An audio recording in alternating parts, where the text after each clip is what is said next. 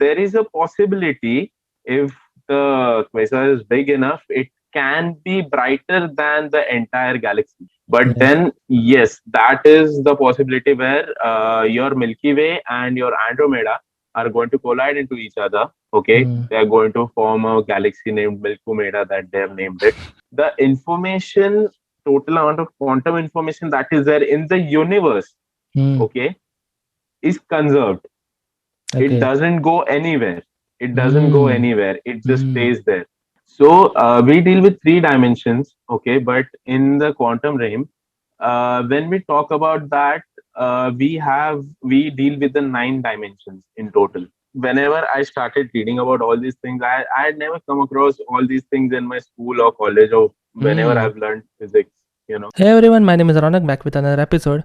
This is 8th episode in Let's Talk series. Today the guest of honor is Mr. Aditya Vatak. So today's episode is going to be about his area of interest, that is the space exploration. So he has been constantly reading a lot of books and articles regarding the space exploration, and he would today like to share some insights about the questions with the space. So astronomy and cosmology has been one of his favorite things to read. Apart from that, he has been contributing, being the founder of a startup, and he is a mechanical engineer from University of Mumbai. So this podcast is not only on the YouTube but also in the audio formats on Spotify and Anchor. Links to those will be down in the description box. There are also timestamps available for the YouTube video in the description box as well. If you like my content, please subscribe to my YouTube channel or follow my podcast on Spotify. So let us now get started with the podcast. Hope you will enjoy it. Starting with our first question. So, where this Yeah. space exploration of yours began? Where was the, like, what was the So moment when it started? okay, so I remember as a kid I had gone to Nehru Planetarium, Mm. and that's what got me fascinated actually about it. You know, because if you've been to a planetarium, you obviously know that everything over there is perfect. You know, Mm. inside a dome, you see the stars, you get the information about them, and that is good enough to fascinate a kid, I guess. Yes. That's how it all started. And obviously, the things that we deal with in astronomy are pretty much awesome than the other things, I think. So yeah, that's how I got attracted to astronomy. Mm. And talking about the things with the telescope, so you have been fortunate to use a telescope. So I would like to Oh ask you that yes, I what, have. yeah, so I would like to ask you what form of celestial bodies or any cosmic objects you have spot using the telescope. Oh, a lot of them actually. When you start the stargazing or the viewing, Mm. okay. So for the amateur astronomers like me, okay, so they have really simplified these things. Okay, so there's something known as a Messier catalog where 110 Okay. objects are there. Okay, Mm. and these objects have the pretty good apparent magnitude, so which are easily easily visible through your telescopes. You know, you don't even need to have the costlier telescope and anything like that. So pretty much visible, and if, with a good reflector like the one I have, okay, we can easily, see these things in the sky. Obviously, depending on the light pollution, since Mm-hmm. we live in a city and we encounter a lot of light pollution every day. So Mm-hmm. keeping that apart, if you'll go to a darker place, yes, obviously you'll be able to see these, and many of them with your naked eyes also. Oh, Yeah. and talking about the Kuiper belt. So let's say that beyond our solar system, there are many interstellar Yeah. observations. So, have you came across any of those objects which are outside the Oort cloud or Kuiper belt? Oh, well, many of them actually. Uh, we have photographed the Owl Nebula, we have photographed the Running Man Nebula, we have the Orion Nebula, then the Cigar Galaxy, we Mm. can see the Honeycomb Cluster, many such things, Andromeda Galaxy for that matter, or the uh, Pleiades if you're talking about the clusters. Mm-hmm. so many objects are outside the Kuiper belt. In fact, apart from the planets, all the objects that you see are away from the Kuiper belt only. Having said about the some of the objects that you spoke of, let us now have a word of view on the Orion constellation. So So yes, Orion yeah. constellation. I think it's a near and dear one of many astronomers, rather amateur astronomers at least like me. So it's the most visible constellation, I would say. Mm. You can see it from even from the city lights. You can see it from the darker places. From city lights, obviously, you see the not the whole constellation. The whole constellation is pretty big. Mhm. And then it also has two like Orion. The concept of Orion is Orion is a hunter basically. Mhm. Where the bull is charging on Orion, and Orion is standing there with the shield in his hand and one hand on the top with a weapon holding on that. Exactly. And the three belts, the three stars that you see across the Orion, okay, in between, those Mhm. are the Orion's belt, and there below that you see Orion's dagger as well. Mhm. Then it has got a shield and the two hunting dogs, Canis Major and Canis Minor. Mhm. So Canis Major and Canis Minor are not really the part of Orion, but then they are associated with Orion, we can say, because Orion is a Okay. hunter and he has two dogs, kind of a thing. Mhm. The mythology goes that way. Okay. The Orion in Hindu mythology, if you see the Orion is named as a deer with four stars as the 4 feet, and the arrow, which is there in the deer's body like that, the Orion's belt. Mhm. Mhm. So it changes according to the mythology or the place to place, I can say. Exactly. Mm. Hmm. So when we talk about Orion, anyone is going to talk about the Betelgeuse. And considering its Oh life yeah. cycle. Okay, so first let us talk about the life cycle of a star right before hopping onto the Betelgeuse supernova.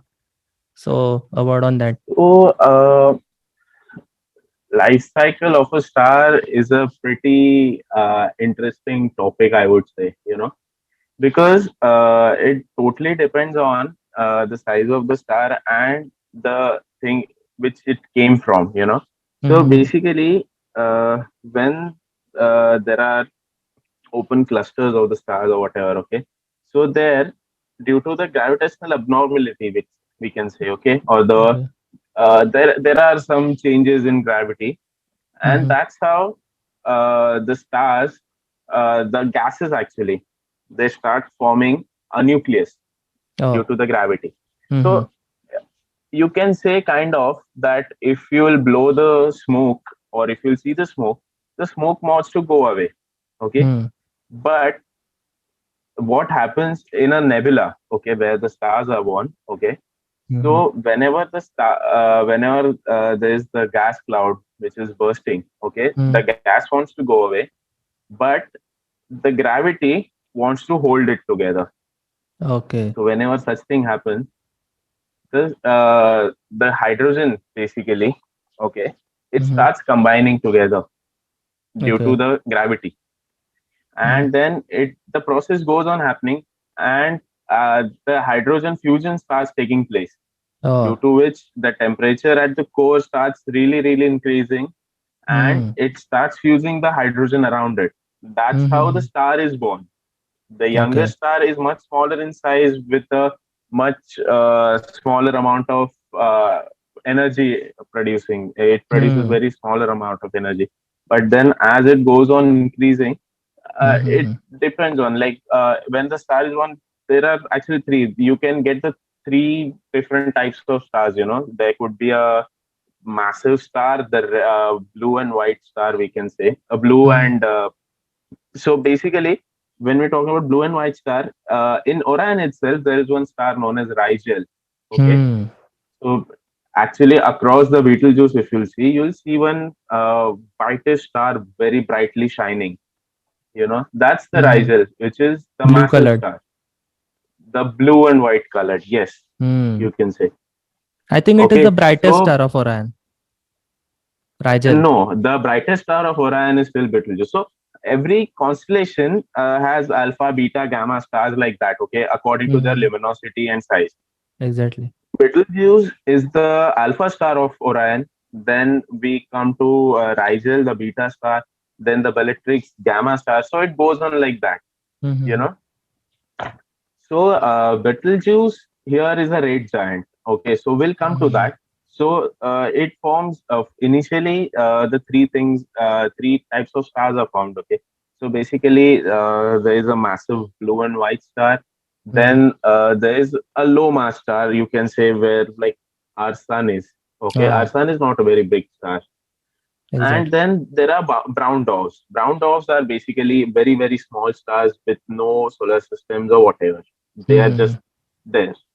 Ah. Okay. So when a massive star, okay, so what starts to happen is at the core, the temperatures are really, really high. Mm-hmm. Okay. Nearly 15 million degrees Celsius, we're talking Mm-hmm. about. Okay. So due to the nuclear fusion, this thing happens, obviously. At one moment, what happens is the fusion, the core where the fusion reaction is happening, all the hydrogen around it, okay, it gets consumed and it becomes forms the helium core. Okay, Mm-hmm. so Yes. helium does not easily react. Okay, so the reaction there stops. Mm-hmm. Okay, at that time, what happens? The core of the temperature of the core starts heating up the helium core again, and Mm-hmm. again the hydrogen around the helium core starts reacting. Again, Mm-hmm. the star gets its energy, and that's how the size of the star starts increasing. You know, Mm-hmm. so after massive star, we have something known as the red supergiant. The massive Mm-hmm. star turns into a red supergiant. Mm-hmm. Okay, Exactly. so yeah, so Betelgeuse is right now in the red supergiant stage. Mm-hmm. Okay, so after red supergiant, okay, when there is not enough fuel in the star to start diffusion again. Okay, Mm-hmm. the gravity sort of overpowers, okay, Mm-hmm. to the Mm-hmm. reaction. Whenever before that both the forces cancel each other, but Mm-hmm. after a moment when this the nuclear force goes away, the gravity starts to really what gravity starts to dominate Mm-hmm. basically, and it starts collapsing. The core of the star, it starts collapsing itself. Mm-hmm. And after that, at one moment such thing happens that under the immense pressure, Mm-hmm. the star is like it's just burst out into a supernova. Mm-hmm. Okay, supernovas, that's what we were talking about actually. When the this thing Betelgeuse has lost its luminosity, so we Exactly. all were happy that there is a possibility that it can go a supernova in our lifetimes or not. That was a Mm-hmm. really hot topic of 2019, we can say. But then nothing that sort is, or like nothing like that is happening actually. So Mm-hmm. Bellatrix, sorry, not Bellatrix, the this thing, your Betelgeuse is not going supernova in our lifetimes at least. I And think. even if it So even if it happens at the moment, it will be witnessed after like mhm, many thousand years because it is very far 300 from years us. approximately. Yeah, Yes. So I very don't very think far our away. generation might be fortunate enough to see it. No. I don't think so. And if But we are after the fortunate enough, explosion, then mhm. some short range of gamma radiation might be exerted into the atmosphere. No, actually, after supernova, I'll tell you, there are three possibilities that could happen. Hmm. Either it could be a supernova remnant, which is a type of a nebula. Hmm. Okay, it could go into that state, or it could go into a black hole. Hmm. The supernova can turn into a black hole. Hmm. Hmm. The supermassive, it always happens with the red supergiants only. It Yes. The other stars don't go uh, like they don't turn into black holes. Then two Mm. black holes combine and they become the supermassive black hole. That is a different thing altogether. Mhm. Okay, but your regular stars, uh, we don't have the chance to become the black holes. Like the Mm. sun doesn't stand a chance to become a black hole. Okay, so I also even came across this theory that the surface temperatures when a star is in Hmm. the supergiant phase are Hmm. comparatively cooler as Cooler than, opposed yes, to yes, of course.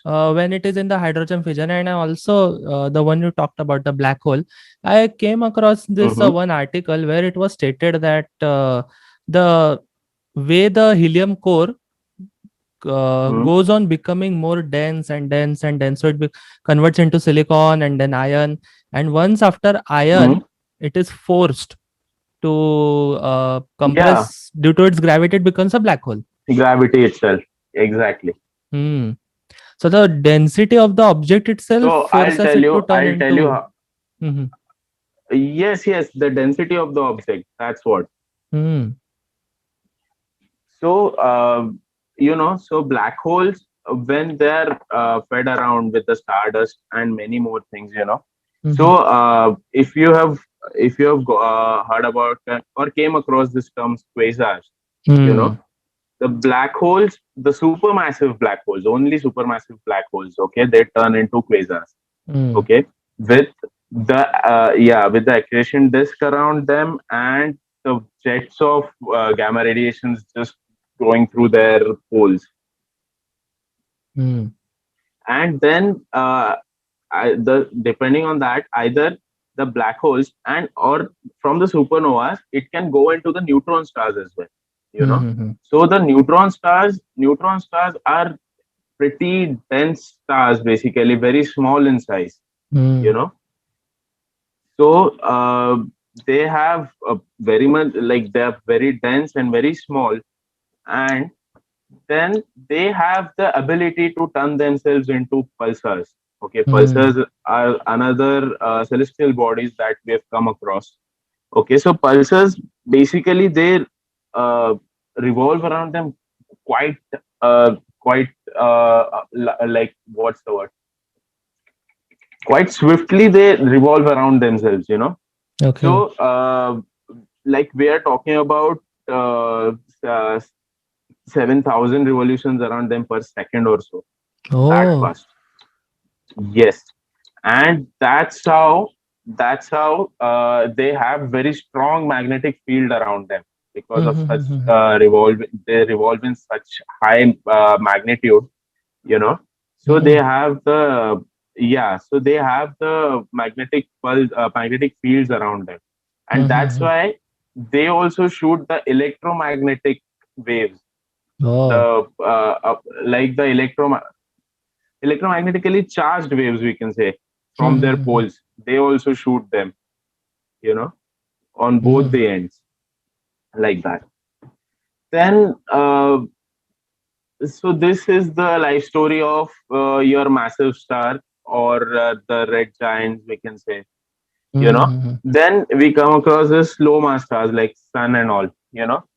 So, Hmm. just to give you a comparison, if we are talking about a red giant, if we are Hmm. talking about a Betelgeuse for that matter, if we place it near the sun, Hmm. okay, it will engulf our asteroid belt also. you know, it's Hmm. that huge. It's that Exactly. huge. Hmm.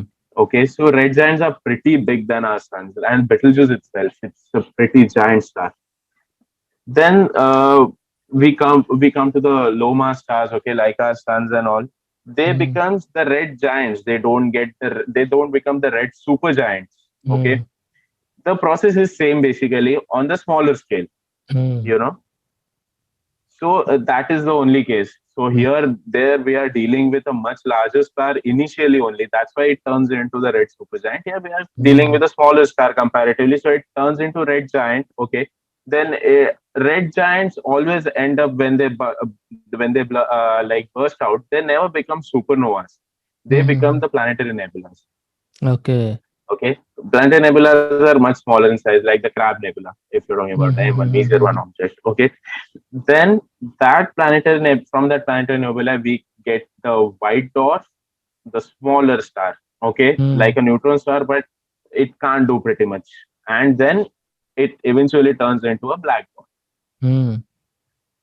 Okay, then we do get the binary dwarf stars also. So binary white dwarfs are basically the stars which are roaming around, and uh, the white dwarfs also, they have the knack of roaming around very fastly. So we get the binary dwarf star, white dwarf stars. So there's a bigger star and there is a binary dwarf star behind that. So we see this what the combination as well. Okay, Hmm. and then yeah, ultimately that white dwarf also turns into either a nova or a type 1 supernova, we call it. Okay, not Hmm. type 2 is the way the supergiant turns into type 2 supernova. It's not like that. It's a type 1 supernova. It's much smaller than Hmm. that. Hmm. And then the after that we just have the brown stars, which are pretty Hmm. much useless. They don't have anything of their own. So they just are there. That's it. So this is where many theories are proposed by many astronomers. Like they say that if our sun itself becomes a supergiant, the entire human civilization will be transferred to the Titan, the star of the Saturn, because that supergiant is going to eat planets till the Mars itself. It is going to engulf Yes, them till Mars. So the yes. favorable If position to receive the heat will be on the Titan, and the methane that is right now settling on the Titan will be converted into the water. you are into auto, yes. So pretty much a fairy tale, I would say, Yes. because like what we have right now, and Mm. I like traveling with the speed of light, or with the efficiency, that we can reach to the Saturn with this like shorter period of time. I think Mm. it's a big task, very big task. Mm. Like Hopefully, fingers crossed. you will have to travel with speed of at least the Voyager one, like 60,000 kilometers Exactly, per hour. At that rate, you can reach there exactly. in your at least one lifetime. Lifetime. True that. So it is very So, difficult. if we think like moving right now also, so we have to make sure that one entire generation will thrive on that one ship only till we complete the journey towards our to the Saturn. Exactly. And if you have No. seen the movie Wally, you will be they have the spaceships like that. And Anyway.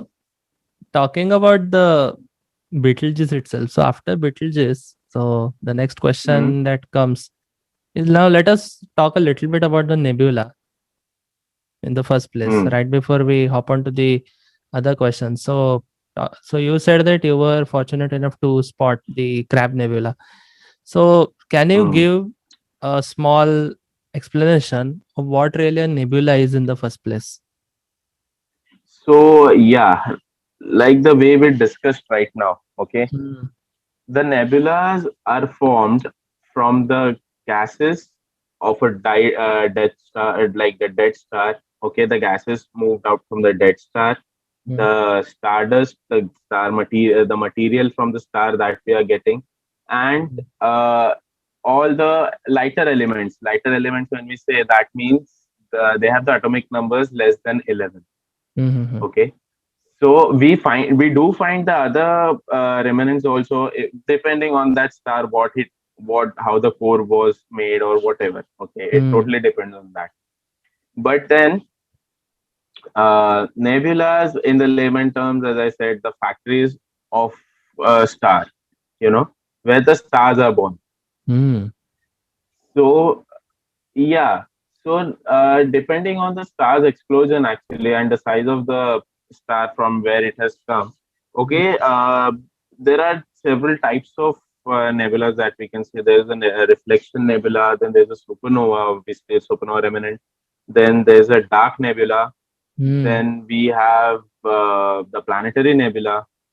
Okay, so Mm. uh, different types of nebulas we have. Then we have the emission nebula as well. Okay, Mm. So the Ant Nebula is an emission nebula actually.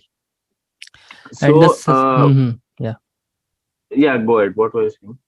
I was actually going to talk a little bit about Cat's Eye Nebula, but you continue. Okay. Mm, So Cat's Eye Nebula looks so nice because of its image. Actually, mm, it has been captured in that way. It is not the actual image. They have pictured it in infrared. That's why it looks pretty awesome that way. mm, The image which you usually find about Cat's Eye Nebula. So uh, different types of nebula as we discussed. Okay, mhm, so depending on the explosion, that thing totally happens. And we have like in Orion itself, if you're talking about, we see three different nebulas in Orion. You know, mm, the Orion Nebula itself, the Running Man Nebula. So different types of nebula, and Orion and Running Man nebulas are pretty much visible with your naked eye. You know, ah, if you are in a if you are in a dark sky, if you have the dark sky or you're in a darker place, okay, mhm, you see the Running Man and the Orion Nebula with the naked eye very easily. You can spot them mhm. near the dagger. The So, fas yeah. Mm. hmm, no, go ahead, go ahead. The fascinating things of that I come across these nebulas is very shocking, and that is its size. So considering, Hmm. now let us take into assumption our Cat's Eye Nebula. I think it is said that it is 2 million kilometers in diameter. Like Yes. that is the So, size of it. Light years is it? ye- 2 million light years. Yeah, 2 million light years, I think. light years of not Yeah. kilometers. So, uh, so the thing is what, as I told you before, the it's nothing but the cloud of gas. You know, Mm, the gas wants to spread. The density of the nebula is not as much as a planet or a star. Okay, mm, maybe a more than planet, but not for sure not as a star. Okay, mm, because the volume that we're dealing with.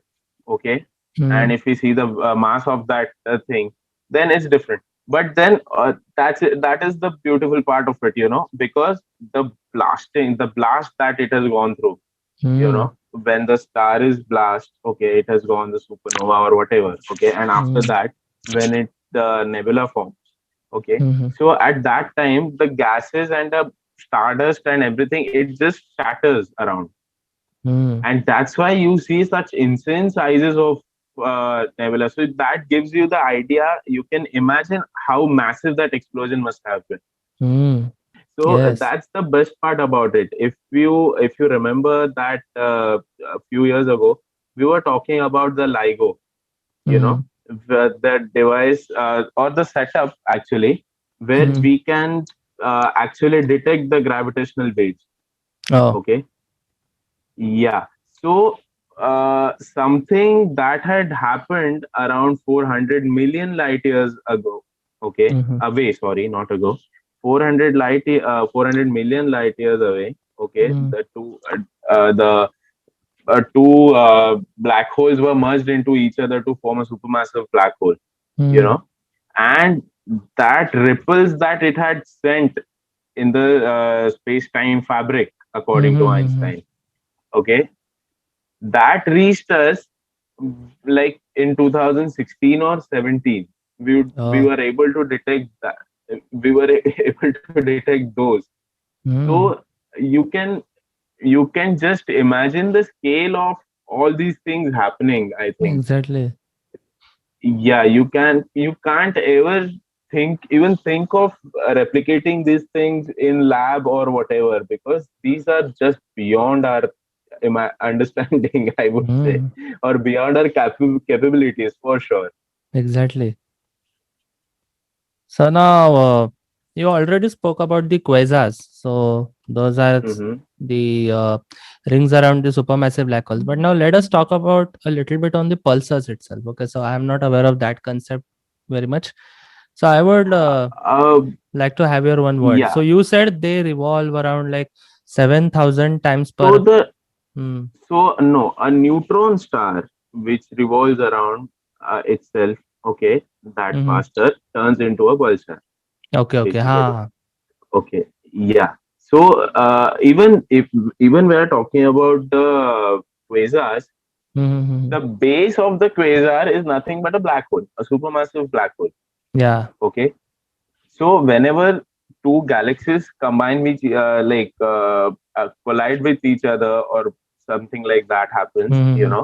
so the uh, amount of debris we can say, okay, that is created, the supermassive black hole starts, engulfing the whole thing.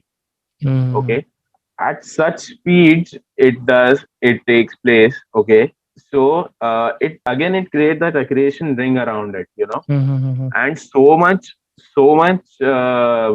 this thing is there that it creates the gamma radiations around it, and then you see the jets of gamma also going out of both the poles Mm-hmm. from it, you know Mm-hmm. so the base of your this thing your quasi-stellar objects or quasars, okay, is a black hole. And when we are talking about the pulsars, the base of it is nothing but a neutron star.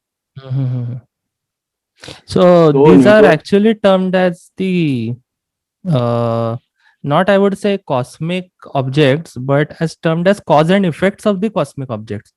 Like a you can say pulsar, that. yeah, because a pulsar, you as you say, are Hmm. the effect of a revolution of a neutron star. It is not an Yes. object by its own.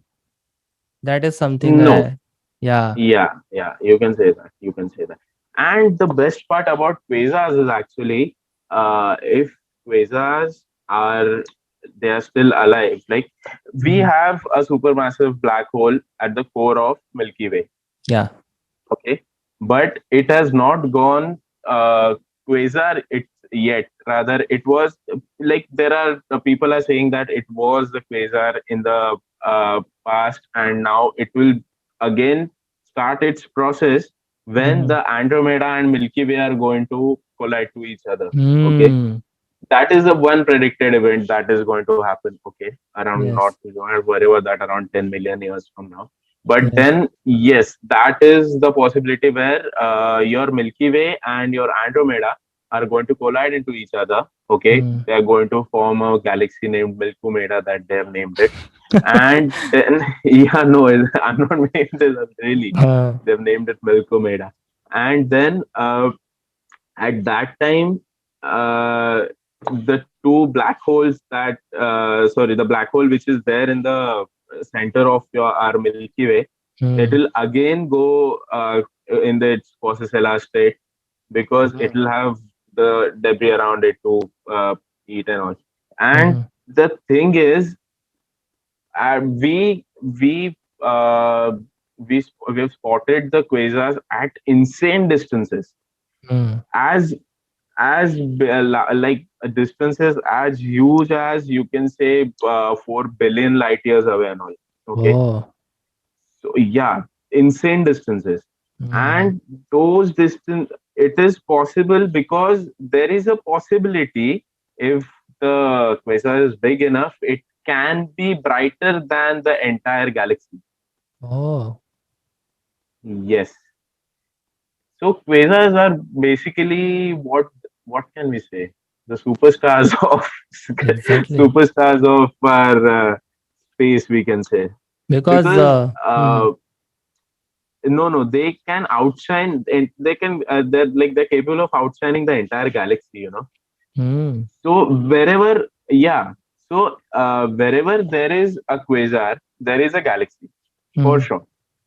And if you're able to see the quasar itself, which is still alive or feeding, and Mm. you're not able to see the galaxy, that gives you the whole picture. True. Because considering the black hole in the middle of the Milky Way, the Sagittarius A is already, I think, a supermassive black hole in the It first is a place. supermassive black hole. Yes, it is a Yes. supermassive black hole. And if this hypothetical assumption that a galaxy that is like 2.5 million light years away at the moment Mm. collides, there is a Yes. possibility that a more bigger supermassive black hole will be created, which is, I think, Yeah. going to eat a lot of constellations in the very short span If of time. I'm not wrong, the largest black hole, as I mentioned, the Messier catalog, they Hmm. have the New General catalog. Okay, so everyone has the Cambridge has their own catalog and everything like that. Okay, so there everyone has made their own things. Okay, but Hmm. the massive worldwide used mainly are the Messier catalogs, like the people like me use, and Hmm. then there are the NGCs. Where the Hmm. astronomers and astrophysicists actually refer this thing. So, and if they found something new, they categorize that thing properly into that. Hmm. But I read that the biggest black hole that is available is like 4 billion times, 40 billion times than our sun. 40 Sun, billion yeah, times pretty, than our pretty, sun. pretty huge. Hmm. So it can actually, devour not Just just. Hmm. we are talking about the size. Just imagine its mass in solar masses and the density that we will be Hmm. dealing with if we come across that.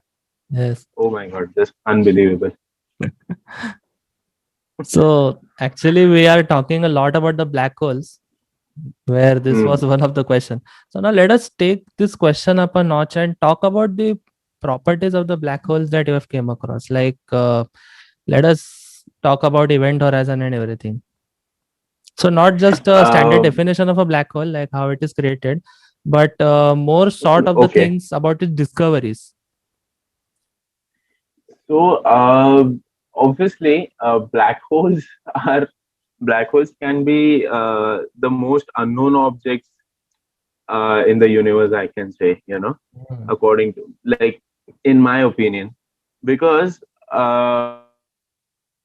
the only thing we know about the black holes is that there is an event horizon, and inside there is a singularity. That's Mm. it. Now, when we say singularity is a pretty generalized term in the mathematics, I would say. You know. Exactly. So yeah, the singularity is not just associated with a black hole. Mm. You know, if you are dealing something like dividing something with the zero, okay, even Mm. that can take the whole equation into singularity. So Exactly. singularity is nothing but, in layman's term, the inability of the current mathematics, Mm. okay, where we have no explanation to that particular phenomena why it is happening. Mm. Okay, Like NP because completeness problems. exactly, PNP. you know, Mm. yeah. So here, here we are not capable or not evolved enough. We have not evolved math, to Mm. solve these problems yet. Okay, Mm. because many things are there. Like if we are talking about um, what I can say. Okay, if you're talking about something as Einstein-Rosen bridge, okay, Mhm. so that thing that we haven't found out really in the nature or in the space. Okay, Mm. we don't till date know that whether they exist or no, but they do exist on the paper. The math supports it. Exactly. Okay, Mm. but when we talk about the black holes, okay, here Mm. we for sure know that things are happening, but we don't know how they are happening. you know Exactly. Mm. so uh, yeah, pretty much a mysterious object, I would say. The Mm. event horizon is where the uh, your regular laws of physics, Mm. they start disobeying. Or Exactly. the fundamental physics, the classical mechanics that we know. Mm. Okay, Newtonian it physics. doesn't work beyond that. Mm. It doesn't work beyond that. Okay, Exactly. and that's where we are helpless, because there are like quantum theories are there and many other things are there, but Mm. not all of them are proved, or I would say as evolved as the classical mechanics or classical physics that we know. True. Mm. Where yeah, where we deal with the forces like electromagnetism, gravity, and all Mm. sorts of things. But the the amount of information we have about these forces, we Mm, don't have that much about the uh, forces or the processes that we go through in the quantum mechanics or any other things, you know. mm, So that's why we haven't yet developed uh, something which can give us the answers for the same. mm. True. So, yeah.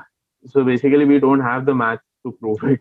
Mm. So something that fascinates me about the black holes is that it is able to absorb the light. So the only three Yeah. physics properties that actually come into picture are angular momentum, the gravity, and Hmm. electron charge. So if something that can easily absorb a photon, which is the fastest, Hmm. I would say, observable element, not element, Yeah. observable Well, phenomena in the the universe. So phenomena, it is yeah, able we can to put it that way. absorb it. So it is Yeah. extreme, definitely.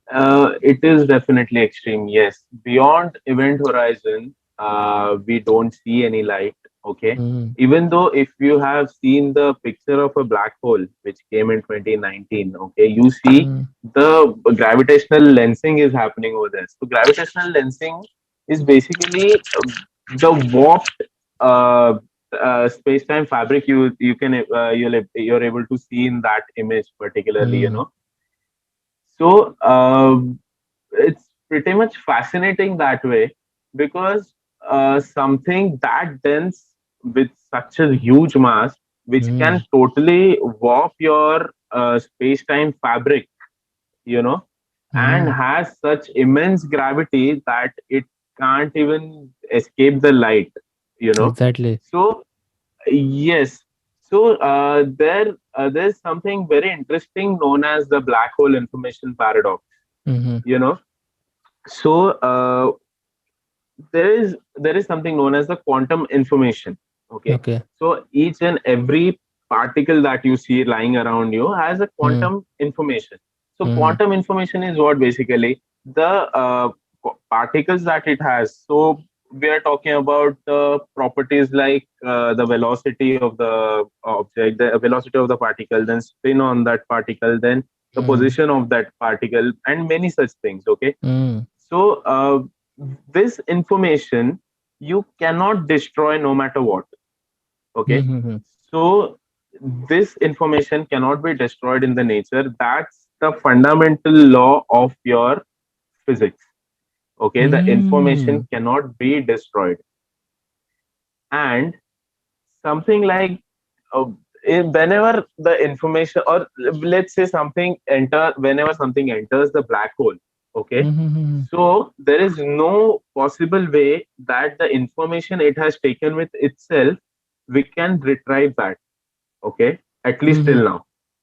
mm, Okay, there is no such way or such math that we can say that it is going to retrieve that. Okay, and the basic law of the vital law of physics is what, you know, the information, total amount of quantum information that is there in the universe, mm. okay, is conserved. It Okay. doesn't go anywhere. It doesn't go Mm, anywhere. It just mm. stays there. Okay, Yes, even yes. if the object is destroyed.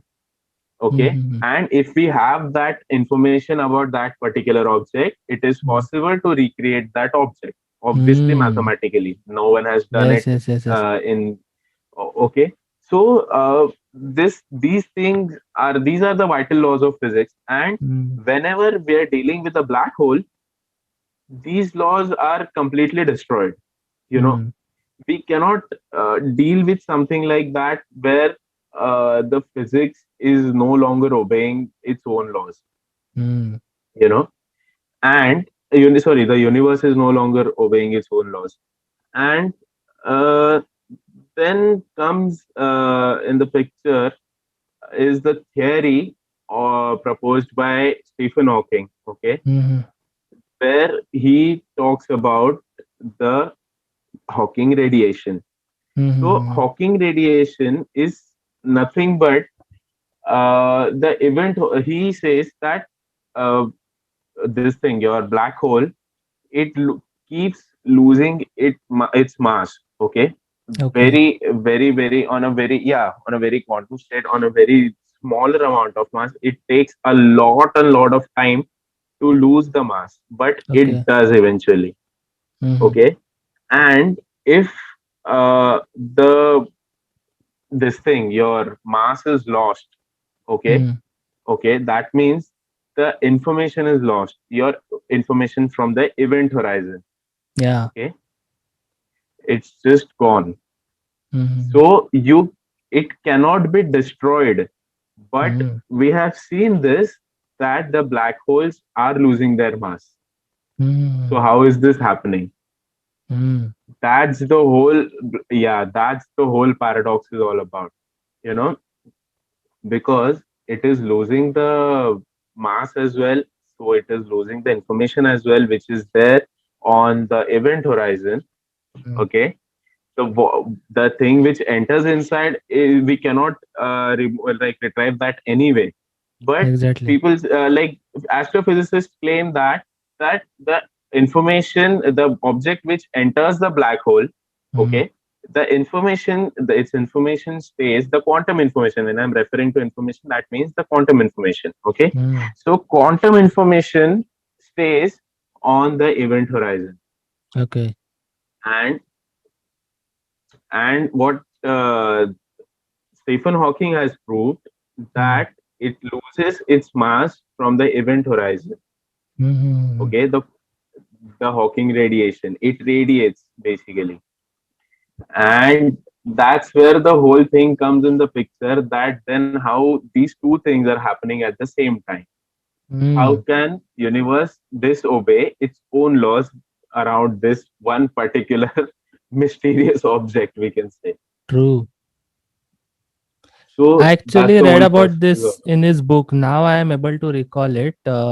In that book, he Mm, also gave an example that if you burn a book and mm, after it is burned, the ashes, if you are able to determine in what vector spaces or dimensions those particles of ashes were formed, you right, can retrieve that right. information by backtracing it. Yes, So it is back like a tracing time it. warp. That's exactly. That's when I refer to the term known as quantum information. I'm referring to that only. Mm-hmm. Now I get it. Now it actually makes sense because at Yes, that point of time, I got that one point and I was pondering about it because I was quite stuck with the singularity of the black hole because it is right. said that singularity is disobeying all the laws of the physics. And it is also Mm, said that the Big Bang happened in the singularity, after the singularity. So we were formed yes.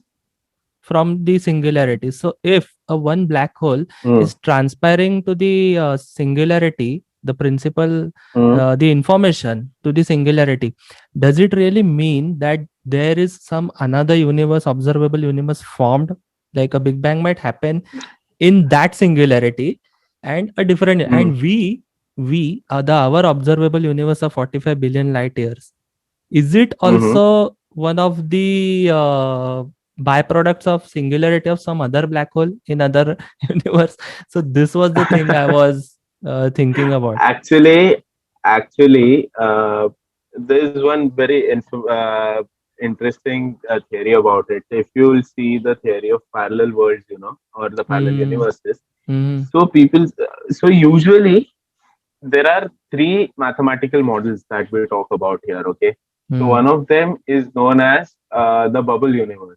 So Okay. bubble universe is nothing but the same thing that we spoke about right now. Mm, Okay, so and every black hole has singularity, and from there the new universe is born and all that. Okay, mhm, that is one theory that we deal with.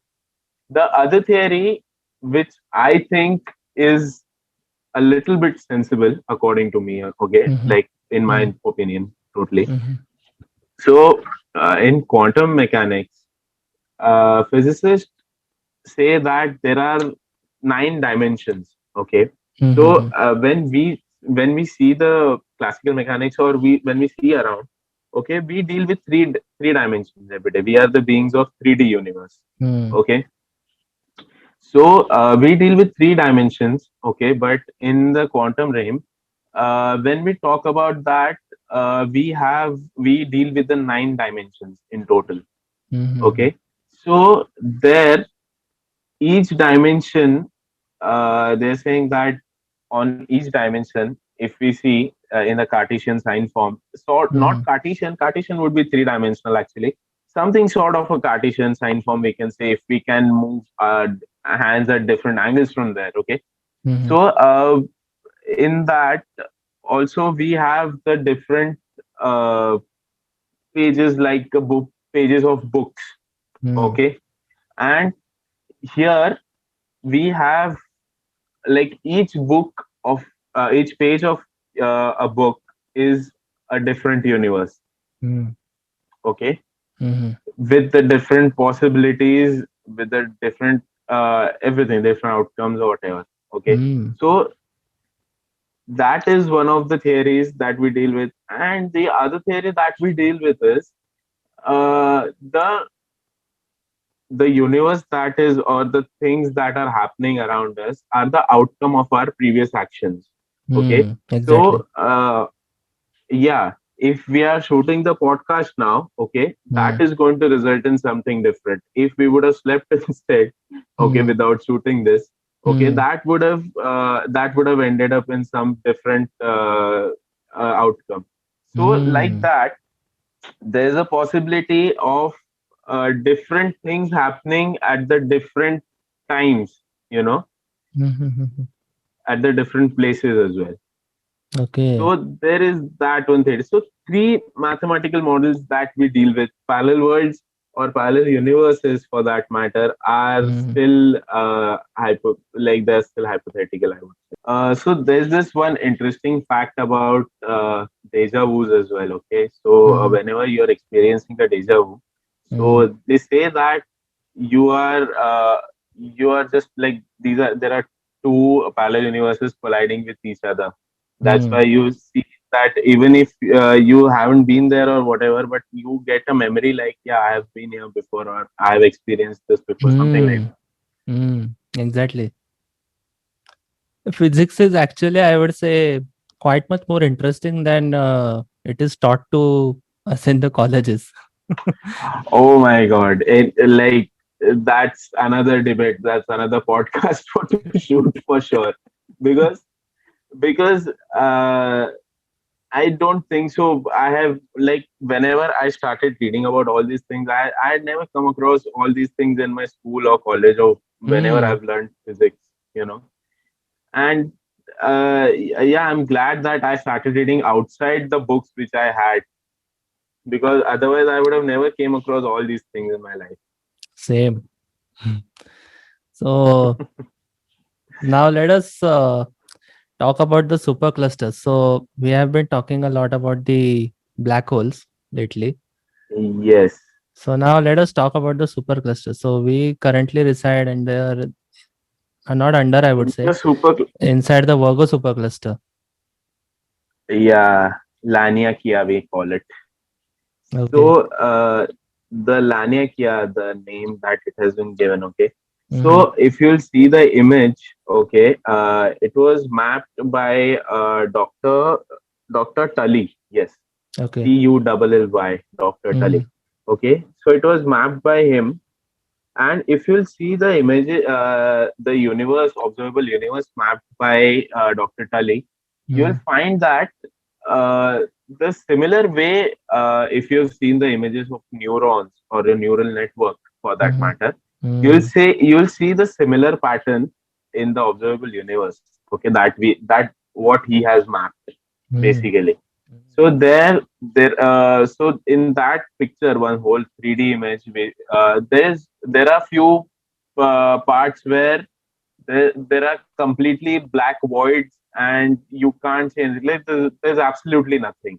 Mm-hmm. And then there are few parts where the galaxies and everything are like they are packed together. Okay. Okay, so one interesting image was clicked by Hubble telescope actually in the deep Mm-hmm. space. Mm-hmm. Okay, where uh, where they had taken the data of around 10 days, okay, and they had Mm. processed it, and they found out in that particular region at least 5,000 galaxies were there. Mm. We're talking about 5,000 galaxies, okay? Okay. So, yeah. So, such things where the galaxies come together. So, Mm. basically, a star has its own planetary this thing, the solar. If you're talking about that, the star has its own system. Okay, the Okay. solar systems. Mm. The solar systems form a galaxy. Mm. Okay, the galaxies together form a supercluster. Mm. So there are many galaxies, those are together. And one interesting form about Dr. Tully's this thing also, model also. So Mm. he found out that there is a point where all the galaxies are attracted to. Okay, Okay. it's the most dense point Mm-hmm. in the universe. Okay, and he named it the Great Attractor actually. Okay. So yes. So if I can show you, like if you'll Google the Great Attractor, Mm-hmm. you'll find that image also, and then you'll come to know what I'm talking about. All the Mm-hmm. galaxies you'll see the pointed over there. It's a 3D model, computer generated model, of course, but then it's pretty much evident that how things are happening. Mm. I think the superclusters and all the objects that are so far away, we can only have the Hmm. simulations of those. I don't think like even Yes. Hubble might be able to retrace that amount of light. No, no, no. It's really, really very difficult with the current technology that we have. You know, Mm. in future it might be possible as well, but then till then, I don't think so. The things are going to be anything better than this. Like images and everything in the nearer objects or the objects in our galaxy as well will be able to spot pretty nicely. But then apart from the nearby objects, if the object itself is bright enough, as we talked about the quasars, okay, Mm. otherwise it is not possible to figure like to map any something like Mm. So now let us talk about the first image of the black hole that was captured. Okay, so what are your point of views on M87. it? So uh, M87 is the object that we're talking about. M stands for the meteor again. Mm. So the best part about that is if you'll see the image properly, no, Mm. you will see as we spoke, the gravitational lensing is happening, around it. Mm-hmm. And Mm. why does it hold such a special place in the world? I'll tell you, because the space-time fabric or the image that has come out as an Mm. end result, Mm. Einstein had mathematically predicted that around 100 years ago. Oh. And why it made people happy? Because if it wouldn't have turned it that way, Mm. the 100 years worth of your research, your theories, and everything would have gone in the vain totally. Oh. Mhm. So, so why Einstein is the real deal? I think Mm. that's why the guy knew beyond everyone. I think Exactly. because uh, even though mathematically, when that's where the intuition part comes in, you have to think, if I have established that the space time fabric is there, okay, Mm. and the denser objects are going to denser objects are going to what do we say, warp that, okay, the Mm. space time fabric. So the gravitational lensing is going to happen, and this is how it will be if we ever picture it. Okay, Mm. this whole process has to go through you first.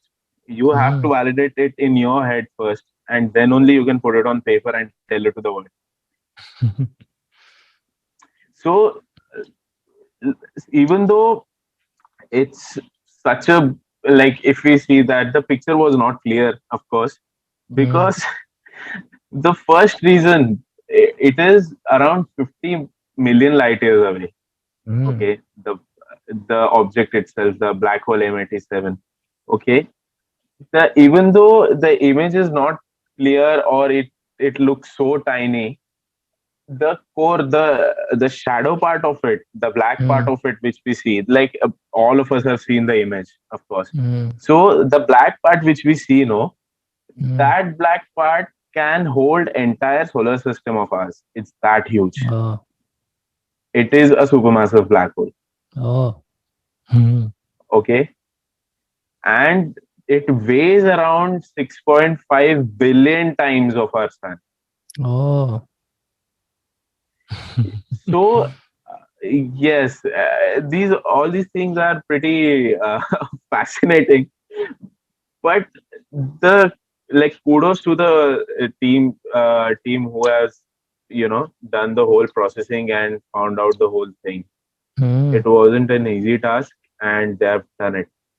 And now, mm. right now, also, like, few weeks ago, the newer image came, the more Mm. processed one. Yeah, where there were lines. Yes, I think that is the where quasar. you see, no, that is not the quasar. Actually, that is the light bending of the light. The amount Mm, of this thing is happening. So actually, I didn't tell you about this one thing about the quasars. Okay, so and since you mentioned the quasars now, mm, okay, so quasars have different names. We call them mm, either a radio galaxies, or the quasars, or the mm, quasars. Okay, mm, so so it totally depends on how we are seeing them, in what angle. Okay, okay. if we are sitting right in the barrel of the supernova, this thing, the output of the jets. Okay, Mm, we call it a blazer. okay. Okay, if we are saying it at an angle, okay, where we can Mm, see the this thing out, and as well the acceleration disk, mm, then we call it the quasar. And okay. if we are seeing it at a different angle only, like perpendicular to it, Ah, perpendicular ah, to the ah. jet, then we call it Ah. a radio galaxy. Oh. So three different names to one object. And Mm, right, you were right. Actually, it's M87 is this thing, because I remember reading about it, where it is shooting the this your gamma ray gamma rays from the poles, mm. and they are around 200 light years long. Oh. And that one of them is pointing right at us, actually. Oh, 200 light So years. 8 years away, yes. And that's why, when you see, that's why you see that, when the whole thing, when you're seeing, if you'll see that particular image, you'll see a denser part below, the at the lower side of that black hole, and you'll Mhm. see a slightly less dense part Hmm. of that fire, basically, on the top. So Exactly. scientists have figured out, after observations, that that is the gamma, so that is the this thing, your stardust, or the material that is roaming around that black hole. Hmm. And it takes around 2 days to complete one revolution around the Oh, black hole. so that is Yes. very So fast. the that is quite a fast for the object that size. Exactly. Imagine we are dealing with something where our entire solar system fits inside. And yet it is able to rotate around it in like 2 days. So two that days is so that is very, very fast, I would say. fast. Exactly. Mhm. So now, considering the black holes itself, now let us come to the wormhole theory. So I would like Oh. your point of view on it. So about the wormholes. So, wormholes, another hypothetical objects, okay? The Mm, Einstein-Rosen bridge, still there on the paper. never found it, never able to replicate it for that matter. Okay. Mm-hmm. So, what Einstein said is, if we are able to, if we have the space-time fabric, Mm-hmm. okay, and if we are able to create an object dense enough, or if we are able to warp the space-time somehow, okay, there is a possibility that we can go from one place to another with the speed faster than light. Oh. Okay, so the typical explanation in every movie, because that's the best, I would say. So if Mm-hmm. this is the space-time fabric we're dealing with, okay, if we want to reach, if we're holding like this, and if we want to reach from place here to here, okay, so we'll have to Mm-hmm. roam the whole thing around like that. But Mm-hmm. instead, if we pierce the space-time fabric like that, we can Mm-hmm. go right through it, you Yes, know. yes, yes, yes. And Mm. that would be, even if light goes through that way, it will take more time than us to reach if we found a wormhole that way. So wormholes or the Einstein Rosen bridge, okay, so these things are, as I said, they're still hypothetical, nobody found about them. But then hopefully, the way Einstein found the phenomena around the black hole, hopefully we'll be able to find that someday. And the day we do that, I think the traveling would be really really cheap. No, because considering the wormhole, like I came across this one hypothetical assumption that if Mm-hmm. if you are able to travel faster than light, so that is not possible because you will have to transfer your all mass into protons, Not sorry. right, But right. keeping aside the fact, so let us say if you have a kind of technology that lets you travel faster than the speed of the light, and you Hmm. somehow manage to pass through the black hole, so you will find a passage of a wormhole design that is going to lead you to the parallel universe, the white hole.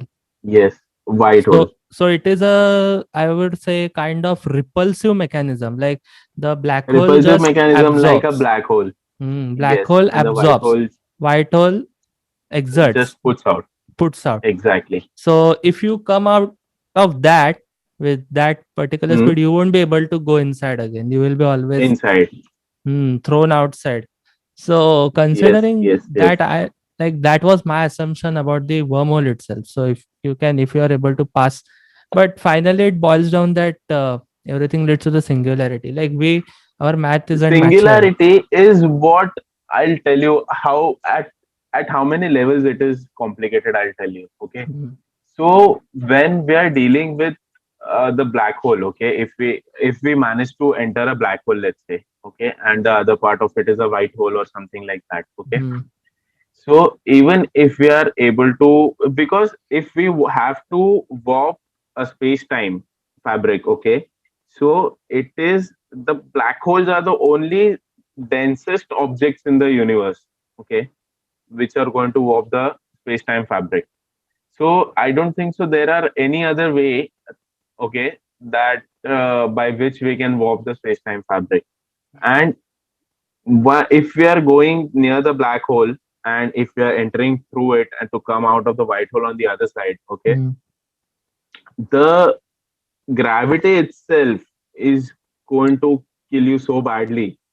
Because yes, because just imagine the gravity that dense, that it will act differently on your legs and act differently on your body, you know. Mm. So the way people have picturized or described it, I would say, okay, Mm. where you will be stretched like a noodle Oh. due to the gravity, because your upper end is still outside or on the event horizon, and if your legs are entering into the black hole or the singularity, the Mm. gravity is going to be so bad, okay, that is going to act different on your upper body and act differently on your lower body.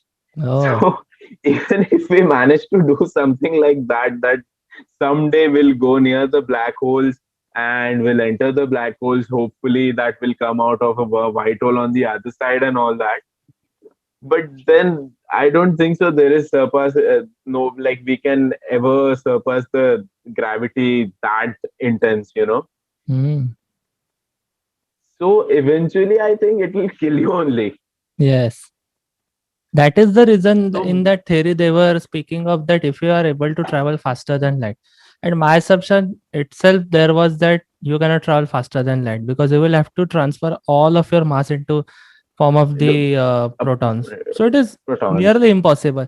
But even if you get yes. on that side and if you spot the parallel universe, you can actually Mm-hmm. meet yourself on the different scenario. Yes. Like if you are empathetic on in that universe, you might be very unempathetic or a No, very no. bad Here you are person like that. making a mistake. Here you're making a mistake. See, Hmm.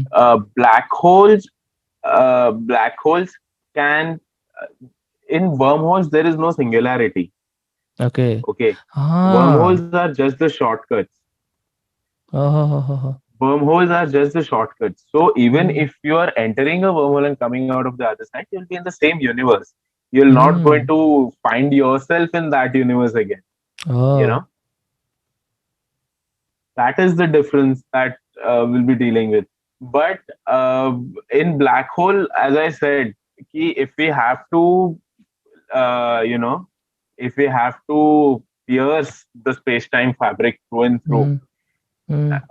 and if we have something that dense, the black holes are the only option. And I don't Hmm. think so that it is ever happening that, or if even if it happens anywhere near the black hole, that it has warped the space time and we're able to see it, still we won't be able to figure out how to how to reach there, and how to, figure out things over there. Hmm. And now coming to our today's last question. So Mm. ever since you have came across a lot of, I would say, celestial explorations using the telescope, which one was specifically your favorite, your personal favorite? Oh, the Owl Nebula, I would say. The Uh, Owl Nebula, actually, me and my friend Dwayne Dias, okay, so we have mm, spent a lot of time, and in that Owl Nebula, so basically, when we do the astrophotography, okay. how's the process? I'll tell you. So we have to build a mount which Mm, cancels or nullifies the Earth's rotation. Basically, okay, it will mm, rotate at the speed of Earth, tracking that particular star. okay. Okay, because we don't want the star trails obviously in the photograph. Mm, If we want to particularly picture one object, mm, so like that, on that mount, uh, we had tracked Owl Nebula for almost 1 hour 40 minutes. And oh. during yes, during that 1 hour 40 minutes, like small frames of 10 seconds, 15 seconds, like that. Okay, because if you'll keep the shutter open for 1 hour 40 minutes, it's going to be white. That's it. Okay. Okay, it's not going to shoot anything. You have to be there and you have to click small photographs, like 10 minutes, 5 seconds, 10 seconds, like that. And Mm, then you have to stack them on each other. Okay, like uh, literally put them digitally on each other. So mm. that's where that color comes out, and that was the most fascinating result, I would say, that I've ever gotten. The Owl Nebula. So I love nebulae. Okay, Mm, but then Owl Nebula is one of my favorites for sure. mm. Yes, they are like the. I think the pictures that we see are kind of synthesized to some degrees, but they have a Mhm. lot of colors, like way more than Yes. there are in any other So celestial. yeah, so this happens with me a lot of times. Okay, when people see the pictures that we click, so they're like, "Yare, even I want to see it through your telescope and all." Like Mm, if you're thinking that through a telescope also you're going to see something like this, then that is not a case at all. mm, Through the telescope, you just see the black and white image of that particular thing. exactly. Unless it's something like Mars or something which apparent like very visibly appears red.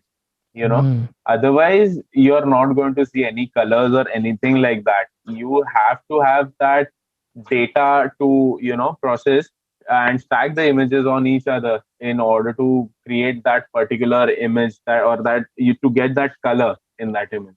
Hmm. And I think people should actually, engage in such kind of things. You know why? Because according to me, it is going to make you question your existence. Because if our universe is so expansive, it is even expanding at the moment. It is at Yes, such an expansive state. At that point of time, a person is going to realize the existence of their well-being. Like humans become quite, I would say, petty living on the earth, just not considering the fact that they are a small, not even speck, I would say a speck of speck exactly, when you compare to these exactly. things. And even just like the, I would say, the space exploration, the deep sea exploration is also very, very fascinating. Like Oh yes. even I'm looking for such kind of person to interact with. That now it is not possible to talk with a person at the moment who has done the deep challenger mission. Okay, so I think that is James Cameron, Not the who is deep alive. challenger, but I can suggest to someone with Mm. whom we can talk about all these things. Yeah. Because these things actually like force you to question your existence. Because if someone egoistic comes in front of you, and if you are aware of all of these things, you will understand that this person's ego is not even as the size of the mercury, but the the veracity and the Uh, things that the person is speaking is like way above your head. That is the reason I came across this article where it is said that if you read a lot of books related to all of these stuffs, you will automatically grow knowledgeable than the people around you. Like yeah, of course. two or three books, I would say, just two or three. So first one I would say is obviously Carl Sagan, and The Cosmos. Oh my God, so yeah, good. after that Stephen Hawking's, obviously both The the books, grand, Theory of the grand Everything and Black design. Holes. No, the grand design. Go with the grand design as well. Another Okay, I perfect haven't book. read that one. I'll have to. And And then, Neil if you deGrasse are Tyson. interested, yes, and the Parallel Worlds by Michio Kaku. Another Hmm. masterpiece.